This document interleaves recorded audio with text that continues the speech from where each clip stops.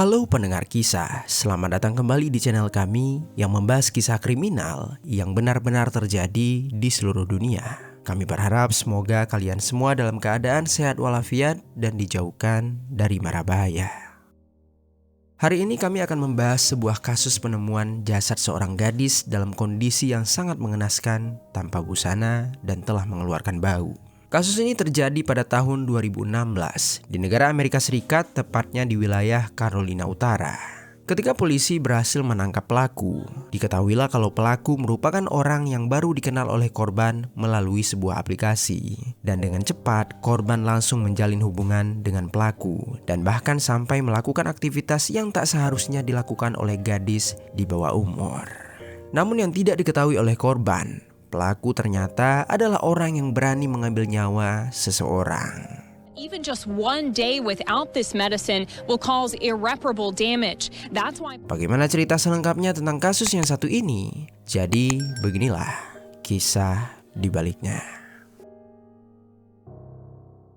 Di tahun 2022, pada tanggal 3 Mei, lahir seorang perempuan bernama Nicole Lovell. Nicole hidup di kota kecil Blacksburg, Virginia, Amerika Serikat. Di sana Nicole tinggal bersama ibunya yang bernama Tammy Weeks dan juga kakek neneknya yang tidak disebutkan namanya oleh media.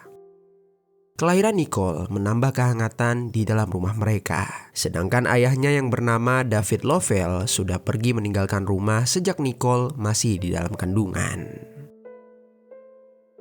Nicole tumbuh menjadi gadis yang pendiam dan pemalu. Dia tak memiliki teman bermain dan lebih banyak menghabiskan waktunya di dalam kamar. Nicole sebenarnya ingin memiliki teman, tetapi lingkungannya selalu merundungnya akibat luka di tubuhnya. Karena sejak kecil, Nicole ini sudah harus menerima kenyataan pahit kalau dia menderita penyakit hati bawaan. Bahkan ketika umurnya yang belum genap setahun, Nicole sudah harus menjalani transplantasi hati, yang mana pengobatan tersebut membekaskan luka-luka pada tubuh Nicole. Tammy ibunya sering mendapati Nicole yang enggan pergi ke sekolah karena merasa malu dengan penyakitnya. Tak hanya itu, Nicole juga menanggung rasa bosan dan lelah untuk mengonsumsi obat-obatan terus-menerus.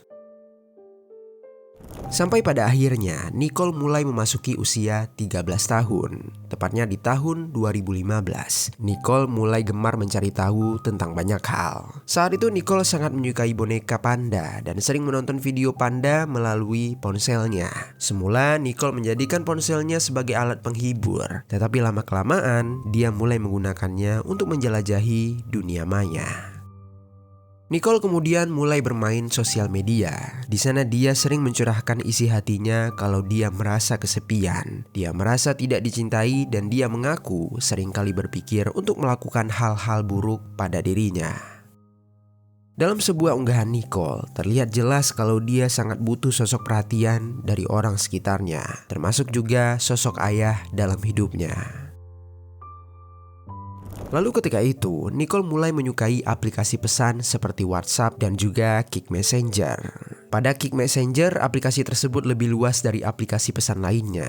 Di sana juga tersedia fitur live streaming dan fitur pertemanan yang memungkinkan pengguna untuk bertemu orang asing tanpa identitas yang jelas. Sampai pada akhirnya, Nicole pun menemukan satu temannya di aplikasi Kik Messenger. Dia bertemu dengan seorang yang mengaku sebagai pria, tetapi tak memberikan identitas lengkapnya. Hanya saja sebatas nama pengguna yang bertuliskan Dr. Tombstone. Selama percakapan berlangsung, Nicole merasa nyaman dengan pria tersebut. Yang mana sebelumnya dia merasa kesepian, kini seketika hidupnya berubah. Saat itu Nicole merasa diperhatikan dan dia juga merasa jauh lebih berharga. Setelah semakin mengenal satu sama lain, Nicole mulai menaruh kepercayaan pada pengguna yang bernama Dr. Tombstone tersebut. Saat itu Nicole belum mengetahui bahwa di balik layar itu ada seorang lelaki yang membuatnya merasa istimewa yang bernama David Eisenhower, seorang lelaki berusia 18 tahun yang mana 5 tahun lebih tua dari Nicole.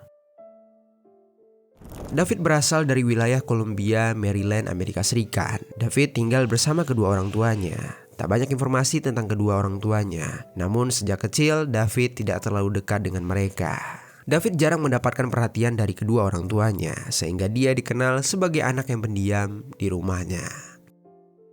Sampai ketika memasuki umur remaja, David menempuh pendidikan di bangku SMA. Berbeda dengan di rumah, di sekolah David mudah bersosialisasi dengan teman-temannya. Para guru serta teman-temannya mengenal David sebagai siswa yang cerdas. Namun sangat disayangkan kalau David juga dikenal sebagai siswa yang kurang percaya diri. Para gurunya menganggap dia terlihat seperti tak punya arah kehidupan yang cukup jelas. Beberapa tahun kemudian, dia lulus dari SMA. Saat itu David melanjutkan pendidikannya di Virginia Tech University. Sejak berkuliah, David memutuskan untuk tinggal di asrama kampus tersebut. Di sana David mengambil jurusan teknik umum. Selama di kampus, David berteman dekat dengan Natalie Mary Keepers, seorang mahasiswi berusia 19 tahun yang berasal dari Laurel, Maryland. Saat itu Natalie berfokus pada jurusan teknik mesin. Meskipun adanya perbedaan jurusan dan usia, tetapi Natalie dan David masih dalam satu angkatan yang sama. Natalie diketahui sering mengikuti kemanapun David pergi, bahkan tampak sangat menyukai dan mengagumi David. Lalu di pertengahan semester awal, David mengisi waktu luangnya dengan bermain aplikasi Kik Messenger. Saat itu David tak berniat untuk mencari teman. Dia hanya penasaran dengan aplikasi tersebut. Dia secara asal menggunakan nama pengguna Dr. Tombstone. Dan setelah itu dia mulai terkoneksi dengan seorang perempuan bernama Nicole Lovell. Ketika itu entah kenapa saat percakapan berlangsung, David merasa sangat terhubung dengan Nicole. Mereka membahas topik-topik yang lucu sampai berbagi cerita tentang kehidupan satu sama lain. Namun David tetap tidak memberikan identitas pribadi aslinya. Lalu setelah berminggu-minggu saling melempar perhatian, pada akhirnya Nicole dan David menjalin suatu hubungan. Saat itu Nicole masih belum mengetahui identitas dari David. Sedangkan David sudah mengetahui identitas Nicole, termasuk usianya yang masih di bawah umur. David tak menghiraukan dan tetap melanjutkan hubungan tersebut. Sampai pada akhirnya sekitar awal tahun 2016, David akhirnya bertemu dengan Nicole. Saat itu mereka bertemu untuk menghadiri sebuah acara pesta teman dari David. Dalam pesta tersebut, Nicole tampak sangat bahagia. David menghibur Nicole dengan berbagai candaannya sampai membuat Nicole merasa nyaman di dekatnya. Tak hanya sekedar berbincang, secara sadar David juga beberapa kali menyentuh kulit Nicole dengan nada bicara yang sedikit menggoda. Nicole saat itu tak merasa risih. Dia menganggap kalau itu adalah bagian dari rasa sayang yang ditunjukkan oleh David. Dengan itu justru membuat Nicole merasa senang. Dan untuk pertama kalinya, Nicole merasa sangat dicintai dan diterima. Melihat tak ada penolakan, David semakin berani menyentuh bagian sensitif Nicole. Dan dengan mudahnya David mengajak Nicole untuk berbagi keintiman setelah selesai pesta. Nicole awalnya merasa takut, tetapi mengingat David memberikan rasa nyaman yang belum pernah dia rasakan, akhirnya Nicole pun mengiyakan ajakan David untuk melakukan hubungan. Kemudian sepulang dari pesta tersebut, Nicole merasa sangat bahagia. Dia seperti merasakan kebahagiaan dari sosok laki-laki yang selama ini dia cari. Namun di samping itu, David justru dilanda rasa panik. Dia baru menyadari apa yang telah dia lakukan dengan Nicole. Mulai saat itu, David merasakan perasaan cemas yang mendalam karena dia takut Nicole akan hamil atau Nicole akan menceritakan hubungan mereka pada orang lain. Bahkan sampai hari berikutnya, David masih tak bisa melupakan kejadian malam itu. Dia kemudian menceritakan kejadian itu kepada Natalie. Natalie ketika itu hanya mendengarkan dengan tenang. Dan sejak saat itu, keduanya mulai membahas kemungkinan cara untuk menyelesaikan masalah tersebut jika hubungan David dan Nicole terbongkar. Lalu singkat cerita, di malam tanggal 26 Januari tahun 2016, Nicole membuka pesan pada ponselnya. Terlihat pesan dari David yang secara mendadak mengajak Nicole untuk bertemu. Nicole berpikir lebih dahulu. Dia melihat ke arah jam yang sudah menunjukkan pukul 11 malam. Beberapa menit Nicole mempertimbangkan, tetapi melihat David yang terus mendesaknya, akhirnya Nicole memutuskan untuk pergi bersamanya. Saat itu Nicole membawa ponselnya. Dia juga membawa selimut biru kesayangannya yang bergambar kartun. Ketika itu Nicole beranggapan dia dan David akan melakukan kencan secara diam-diam. Nicole hanya membawa kedua barang tersebut. Setelah berkemas, Nicole membuka jendela kamarnya. Terlihat David yang sudah menunggu tepat di depan rumahnya. David memandang Nicole dari kejauhan. Dia mengangguk pelan untuk meyakinkan Nicole agar segera keluar rumah melalui jendela tersebut. Setelah Nicole berusaha keluar melalui jendela, dia langsung menghampiri David. Degup jantung Nicole sudah tak beraturan. Untuk pertama kalinya dia keluar rumah secara diam-diam. Saat itu Nicole hanya takut terlihat oleh tetangga kalau dia pergi keluar rumah melalui jendela kamar. Namun setelah melihat David yang merasa senang karena dia menuruti permintaannya, Nicole segera menepis rasa takut tersebut. Kemudian mereka pun melakukan suatu perjalanan. David membawa Nicole ke area hutan terpencil di luar kota Blacksburg. Hutan tersebut dekat perbatasan Virginia dan Carolina Utara. Di sana Nicole hanya melihat pohon-pohon yang menjulang tinggi mengelilingi dia dan David. Keduanya kemudian berjalan kaki menuju ke tengah hutan dengan posisi David berjalan di depan Nicole. Kedua mata Nicole menyusuri tempat tersebut. Dia mempertanyakan apa yang akan mereka lakukan di sana. David hanya diam tak menjawab. Lalu dia menghentikan langkahnya. David membuka suara. Saat itu dia meminta Nicole untuk tak menceritakan hubungannya pada siapapun. Namun ketika itu Nicole malah mempertanyakan alasan David melarang dirinya. Mendengar itu David pun meninggikan nada bicaranya. Berulang kali dia meminta Nicole untuk merahasiakan hal tersebut.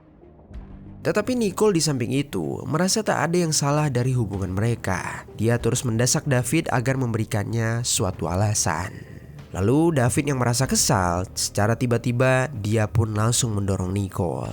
Nicole tersentak. Saat itu dia masih bisa menahan serangan mendadak dari David. Tetapi David kembali mendorongnya hingga Nicole pun jatuh terkapar. Nicole memegang bagian sikutnya yang terasa sakit karena menahan tubuhnya. Dan David memanfaatkan waktu tersebut untuk mengeluarkan sebuah pisau dari sakunya. Melihat itu, Nicole langsung berusaha bangun untuk menghindar David. Nicole belum sempat berlari, tetapi David langsung menusuk bagian punggung Nicole dan menarik lengannya. David menggenggam tangan Nicole sekuat tenaga. Nicole merasa kesakitan. Dia merintih sambil mencari barang di sekitaran untuk melawan. Tetapi David kembali bergerak untuk menusuk Nicole. Nicole secara mendadak melakukan perlawanan dengan lengannya, sehingga pisau tersebut menyayat bagian lengan kirinya.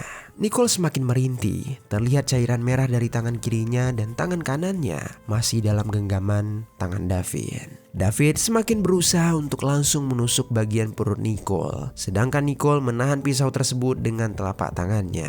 Semakin banyak cairan merah yang keluar dari tangan Nicole. David memberikan Nicole pukulan tepat pada bagian perutnya. Nicole langsung kembali terjatuh. Nicole langsung merasakan sakit yang mendalam di bagian perutnya.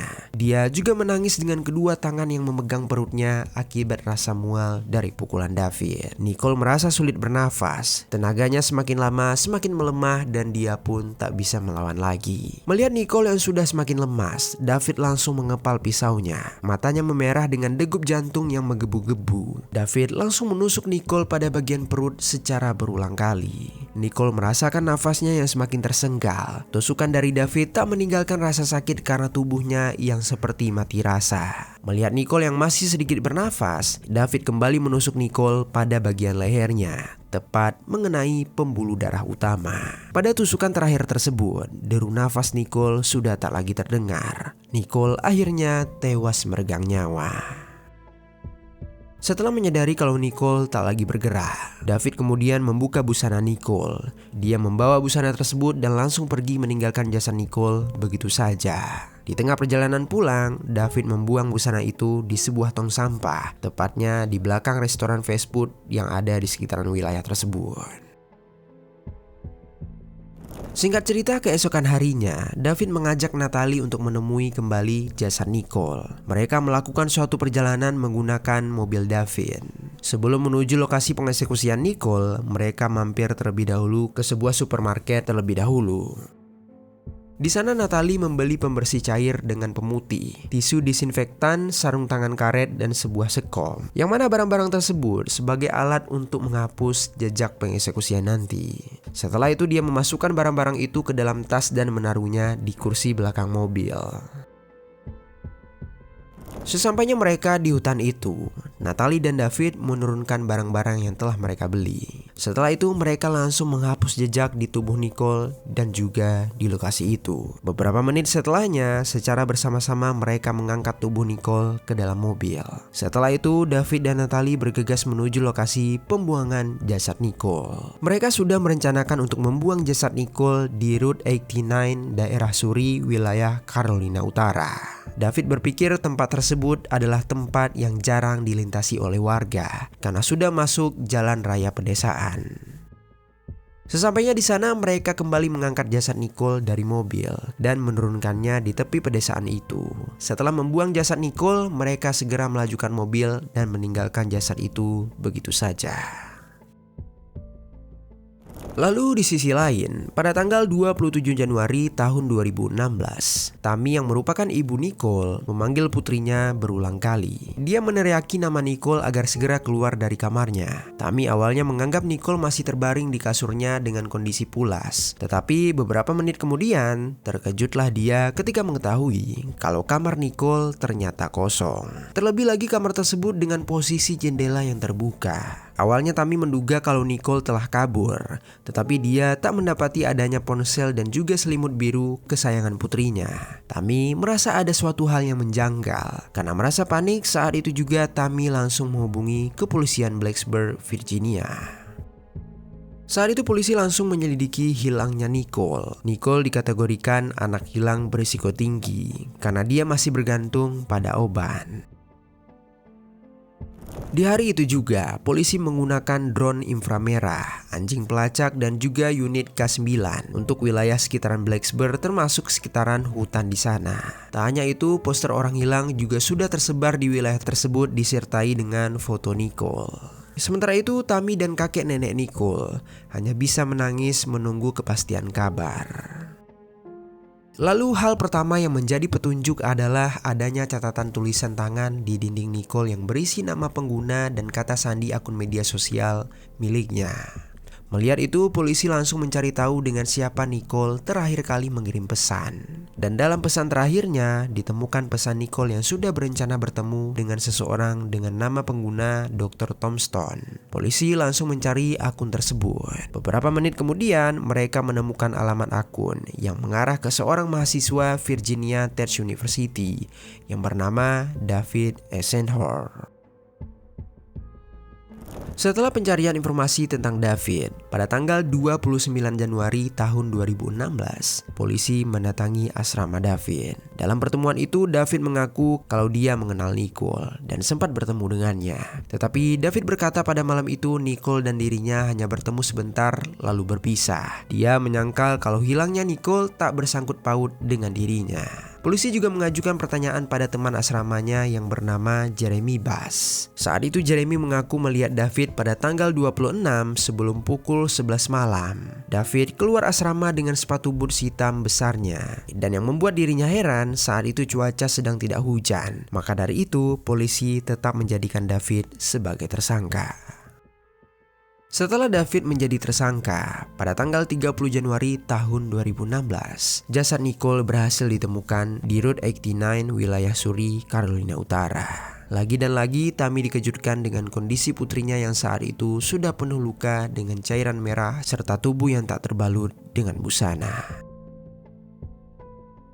Polisi langsung meminta tim forensik menangani jasad Nicole dan berdasarkan pemeriksaan visual, korban telah mengalami luka tusuk sebanyak 14 tusukan. Tusukan yang mengenai bagian leher menyebabkan hilangnya nyawa Nicole. Setelah itu, polisi langsung mencari bukti melalui rekaman CCTV. Singkat cerita, mereka menemukan rekaman David dan seorang perempuan di sebuah supermarket. Di sana terlihat mereka membeli beberapa barang yang mencurigakan. Lalu setelah diperiksa lebih dalam, polisi menemukan barang-barang tersebut di dalam mobil David. Mereka pun langsung melanjutkan interogasi dengan David. Pada akhirnya, dia mengaku dan menyebutkan nama Natalie sebagai orang yang mendesaknya untuk merencanakan pengeksekusian Nicole. Alhasil, polisi langsung mencari keberadaan Natalie dan menangkapnya. Natalie juga langsung mengakui perbuatannya dan berkata kalau dia menyarankan pengeksekusian tersebut karena David terus-menerus merasa ketakutan. Natalie juga merasa kesal karena David tidak berhenti untuk membahas hubungannya dengan Nicole.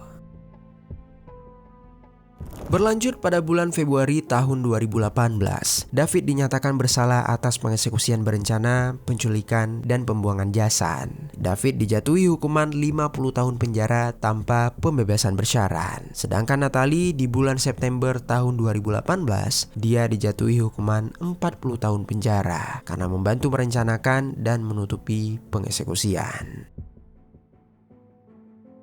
Setelah kepergian Nicole, Tammy sang ibu hanya bisa menangis sambil memeluk obat-obatan yang ditinggalkan oleh putrinya.